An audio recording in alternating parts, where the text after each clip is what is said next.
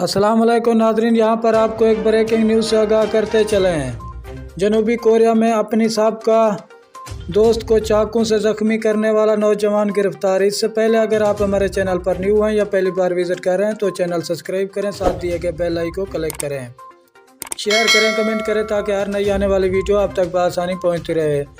जनूबी कोरिया में अपनी साबका महबूबा को चाकू के वार से ज़ख्मी करने वाले 20 साला मुलज़िम को पुलिस ने पकड़ लिया। पुलिस के मुताबिक लड़की के रिहायशी कमरे की सीढ़ियों पर नौजवान ने सिर्फ इस वजह से लड़की पर चाकू से हमला किया क्योंकि वो नौजवान से मुलाकात से इनकार करती थी। इतलात के मुताबिक लड़की की मां ने सीढ़ियों से बहते हुए खून और बेटी की आवाज़ सुनी, जिस पर इसने कर देखा कि इसकी बेटी के पेट में चाकू से वार किए गए थे, जिसकी वजह से वो शदीद जख्मी हो चुकी थी।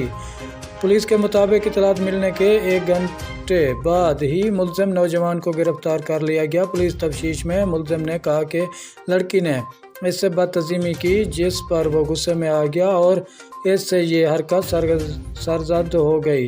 पुलिस मज़ीद तफ्तीश के लिए ज़राए मुलज़िम के असल मकसद